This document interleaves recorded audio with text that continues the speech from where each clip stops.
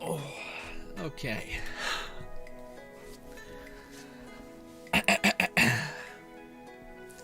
Hi, ladies and gentlemen, and welcome back to the stream that we started a couple days ago. How to get the most OP or strongest mage start you possibly can. Now, there was a patch, but nothing has changed. Especially, yeah. Okay, so nothing has changed. In fact, using Frost Stomp was worse, even when it was still in strong. Anyways, let me redo this because I might edit this to make it a video. Anyways, okay. Ladies and gentlemen, nothing has changed. Okay, so what do I mean by that? There was a patch that caused this uncertainty within the community of basically making it seem like, oh, our speedrun's gonna be dead or anything like that. Maybe speedrun's done in 20 minutes, but not just for people who want to get an advantage and maintain that advantage over time or want to have an easier time with the game. So, we basically got to do some quick housekeeping before we get into the fun of finding new weapons and leveling our character up. I still haven't found armor because a lot of the armor for mages is like a whole ass quest, and I'm gonna need to map that out in my brain before we embark and do it, at least live. But be patient with me, we'll get there. But, little housekeeping before we go. I probably signaled to you guys in the comments to the last stream about the nerf of one of the keys of power that I mentioned, which was Horcrux's Stomp. This really powerful AoE ice ability. It has gotten scaled down quite a bit. But, and I was actually, to be just completely honest with you, I was really worried. I was like, oh great, am I gonna have to find a whole new thing, or am I gonna tell people you're gonna have to grind for like 2 more hours just grinding runes? Because one of the key pillars of power that I was trying to get people to do, which is really, really important to your success, is this farm right now is good, but it's certainly not great, and certainly is gonna give you a good advantage, or a really, really big advantage, if you are a person who just doesn't want to die to a boss a couple times, or has limited time, just wants to experience the game with a decent pace.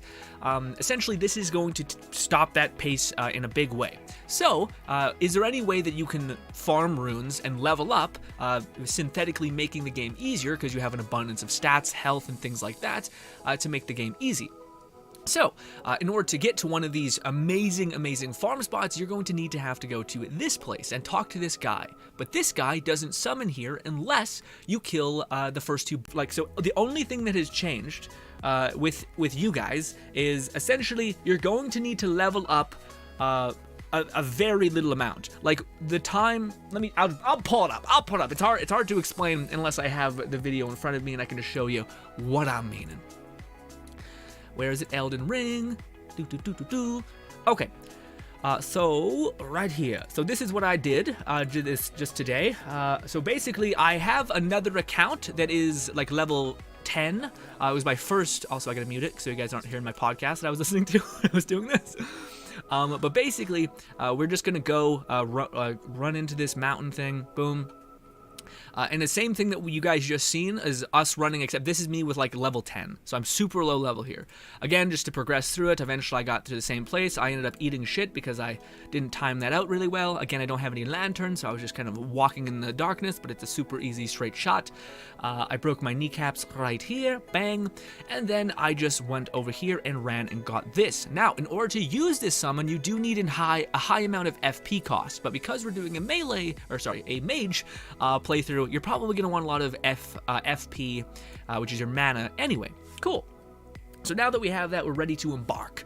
Now, the only thing that this changes for you guys is that you're going to need to spend, I think I spent maybe 20 minutes, maybe 20 to 37 minutes. 20 to 37 minutes is what I spent grinding.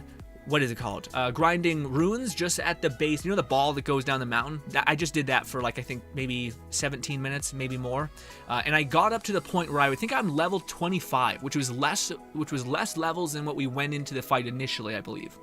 And even if that's not true, you guys will see. I don't have an elixir. I don't use my elixir. They're all doing poise damage, if I'm not mistaken. And yeah, they're also do a good bit of damage, and they don't take that much FP. So you're just constantly throwing this down. Now again, if you did not have a summon that could basically live long, like stay alive, then yes, the cast time of you casting boulders would be would be a problem. But because we could just get a summon that basically is... I haven't yet to find one enemy that does so much blunt damage that it makes a dent in them. For whatever reason.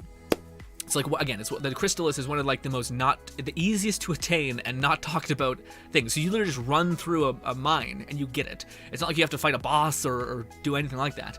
So it's wildly good, especially for mages, because it has a high FP cost and also is, what do you call it? Again, you do plenty of damage as a mage. You just need to survive as your only kind of counterpoint, and we're going to be doing that in this stream as well. I'm just trying to patch or give people reassurance that think, oh no, he used Frost Stomp, the whole video is redundant. Nothing is redundant. Frost Stomp is also just cool utility to have, so it's not like if you did do that, you're shit out of luck. And two, the power for has always been mages, to me, have always had just innately good DPS. So the only thing that you need to fix or solve is how do you make it so that the boss that you're fighting is distracted enough to where you can just sit back pretty and do damage. And this is the way. Which is also, again, this is why for me, there was a little bit of confusion when it comes to Frost Stomp being nerfed, because like this was a faster run than us getting Frost Stomp. Like us running across the map, grabbing Frost Stomp, going to another area to get shards to level up Frost Stomp. To try to level up the weapon that Frost Stomp held, because that's how it scaled, then to just get the Gravity Hammer, get the Meteor Shower, get the Crystallis, farm a little bit to have enough FP to cast, and then just, well, you're about to see. Like, also, this is the thing that's crazy. I guess Galdrick, the guy deeper in, the second boss in this castle, he, I think, has greater AoE, but is significantly weaker to blunt damage or rocks or gravity, because he's getting wrecked by the gravity. And again, you'll see, yeah. Anyways, but yeah, we will be doing something else. So, by the way, just with this playing in the background, what we are going to achieve in this stream, ladies and gentlemen, is we are going to try to reclaim... We're gonna try to reclaim some glory of a weapon. Basically, as much as mage like spells are obviously really strong, you're about to see that. But I still would like to have a melee weapon that's good. And there's two problems as a sorcerer or as a mage that you need to solve. How do you survive and how do you get away? Those are the two big things. And also, how do you find a weapon that can scale up and give you something useful? Because you don't just want to have like a staff always, because you have two hands, might as well use them, kind of thing. So we're going to do that in this part. We're basically going to give you a weapon that is going to be fun at the very least and potentially good when it comes to scaling. And it's FP, well, pretty FP efficient, I should say. And yeah, it's just gonna be another melee weapon that you can use. If you have gotten Frost Stomp, good, you're gonna have AoE. If you do not have, if you have Frost Stomp, then good, you have AoE. But if you want something that is more high single target damage, then you're also gonna have a route to do that. Also, it looks kind of cool. It's a cool weapon looking. But yes. Heel says, have fun, Grin. I hope you're doing well, and I'm happy. I've been up late night. See you. Love you. Thanks so much for stopping by, man. I appreciate you for stopping by and all your kind words. I don't know. Okay, so this is the boss fight, by the way. Hopefully that was a lot more clear of just running straight to the boss. And again, same thing we do. I'm gonna skip the boss fight because I don't want you guys to be spoiled by this. If you want to have a first impression, don't look at the screen. It's over. So we're just gonna summon our blunt damage only receiving damage summon. And then we're just gonna sit back and also again our gravity things are almost impossible to miss because they heat seek. They also do poise damage. The only thing that you need to look out for is that. And usually you can get hit by the first one, but then it puts you on your ass, and then it just the second one misses you. But if you just dodge that at the right time, you're fine. Also, I have no FP, and I was able to survive it, so you be the same. So anyways, we're just gonna sit back. He's gonna be fighting my Crystallis. He's gonna be doing no damage, and we're just gonna be nuking him way faster than we did with the Frost Stomp, even before patch was made. Because again, Magic has always been this, which is why to me there was a little bit of like, I don't know. And maybe all of the enemies we're fighting are hella weak. Could be the case. But this was why also he goes into the second phase. And the same thing, the only thing you need to be, that I would give you a tip on this fight, is when he does that, dodge into the fire like that. Don't try to run away from it, because you can't do it. You're better to dodge through it, go right through it. And then I noticed that if you're far back, he doesn't initiate those attacks. Also, he very much aggroes upon the thing that's closest to him, and the dancer is great at doing aggro. Also, the rocks have a shit ton of stun or poise damage. So yeah, we're just knocking him apart right now. And again, a lot of his attacks don't one-shot you, so all you need to do is heal once and you'll be good. Also, you could just be farther back than me, or like sprint backwards so that he de-aggros on you, or that you just get far away that his attacks don't hit, and then engage when he starts heavily being aggressive to your summon. And yeah, that's it.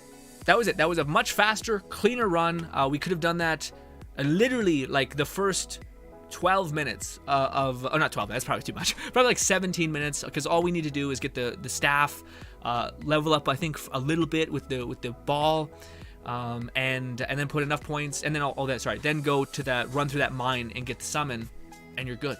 And also have, I think, 27 intelligence. But this is me showing you guys that I have no weapon that's like super buffed. This is a level 1 staff.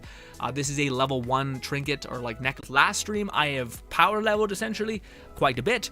I am now level 94. I have around 60 intelligence. I have 20 faith, which is about what you're going to need to activate a lot of the skills or spells that you're going to want.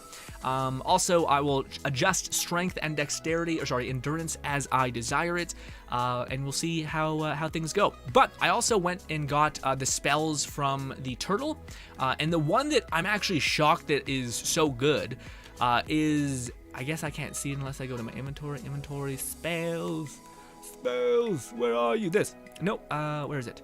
This is incredible, but it's also not.